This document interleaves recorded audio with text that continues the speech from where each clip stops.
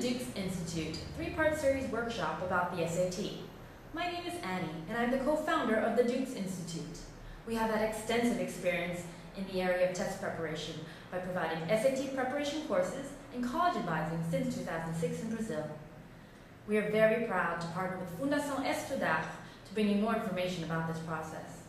This is the second of 3 videos that describe all 3 sections of the SAT: math, critical reading, and writing. We will show you test format, show you some question examples, and give you some hints for test day. We believe that with the right preparation you can score higher, so we wish you all the best of luck in your process to find the college of your dreams. Thanks.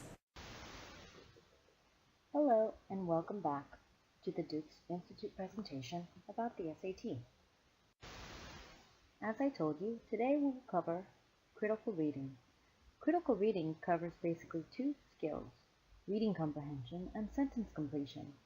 Let's review where you will encounter these questions on the SAT. The SAT is comprised of 10 sections. There are 7 25-minute sections in which there are always at least 2 critical reading sections. Then there are 2 20-minute sections, of which one is critical reading. Then the last 10-minute section is writing. But remember, there is always at least one 25-minute experimental section that could be critical reading. So you could get 3 to 4 critical reading sections. In total, there are about 70 critical reading questions, 50 of which are reading comprehension and 20 that are sentence completion. These are the skills that are tested in the sentence completion and reading comprehension sections. I will describe them all for you with question examples, starting with reading comprehension. Reading comprehension could be long or short passage. Long passages are between 400 and 800 words and have 5 to 13 questions about the passage. We recommend that you skim the passage first before you tackle the question. Short passages are about 100 words and ask 1 to 2 questions. We recommend that you read the question stems first before you read the passage so that you will read with more focus. Subject matter could vary from humanities, literatures, sciences to social studies. You should make it a habit to read diverse magazines and newspapers to build your vocabulary in different subject matters. Here is an example of a long passage. Remember to skim the entire passage first and take some notes so that you know where to look for answers. Here is an example of a short passage. Read the question stem first so that when you go back to the passage, you are more focused on finding the answer quickly.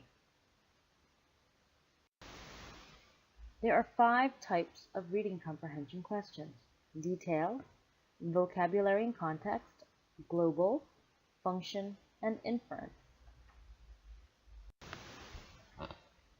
Detail questions ask specific questions about the passage, so you need to find specific support. They will usually refer to a specific line or paragraph. Here is an example of a detail question. Cecil's remark in line 1. You see that it refers specifically to a sentence of line 1.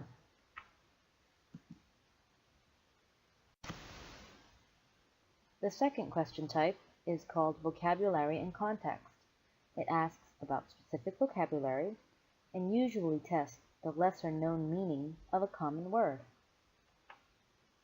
Here is an example. The word sense most nearly means. How is the word sense used in this passage?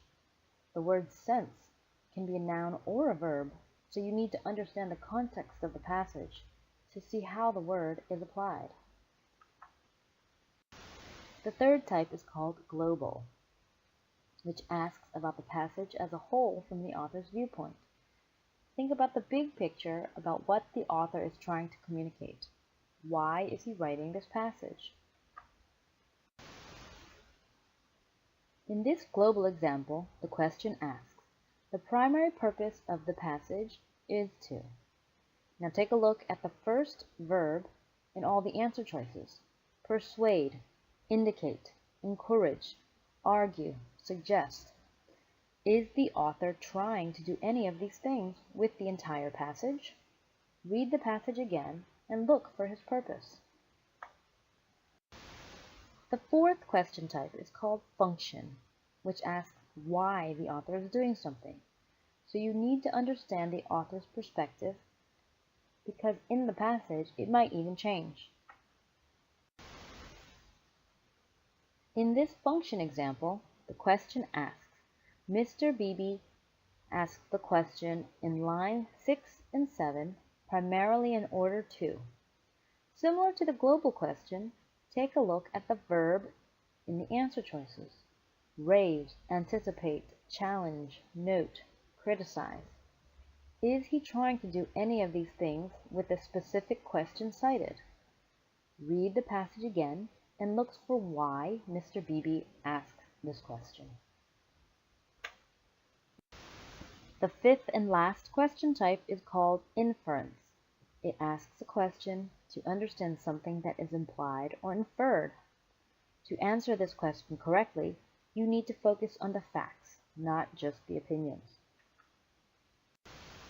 In this inference example, the question asks, the reference to Beatles in lines 5 through 6 serves to suggest that. For inference question types, you must read the lines cited carefully and understand the author's intention. In addition to single, long, or short passages, you could also see paired passages. Two passages that represent the same topic but in a different way. About 1/3 of reading comprehension questions are called paired passage, and you can expect to see about 16 questions of this type. Here is an example of two paired passages that discuss email. Questions can be about one passage or the other, but there is always at least one question that asks about both. Sentence completion is a second type of critical reading skill. There are about 20 sentence completion questions on the SAT. You should aim to spend about 30 seconds on these questions so that you can spend a little more time on the more difficult reading comprehension questions we just discussed. Here are the directions for sentence completion. You must choose the word that best fits the meaning of the sentence. Sentence completion asks you to select the word that best fits the meaning of the sentence as a whole. The sentence themselves will give you clues about the missing words. As you can see, vocabulary is very important on the SAT, so the more you are reading books, newspapers, and magazines, the better prepared you will be. The first and most common type of sentence completion is called definition. About half of the questions are definition types, so that's about 10. Clues to help you know you are looking for a definition word could be the punctuation, as well as key words that appear before or after the blank. The second most common type of sentence correction question is called contrast. You can expect to see 4 to 5 questions of this type. Clues in the sentence are contrast words like although in this example. The last and least common sentence completion type is called cause and effect. This type of sentence shows a relationship between different parts of the same sentence. This kind of question is usually too blank, so you need to know the definition of the word pairs. As shown in the previous example, sentence completion can also have 2 blanks for omitted words, and you have to identify the relationship between the missing words. Usually they can have similar or combined meanings, or even direct contrast. About half of sentence completion questions are 2 blank types.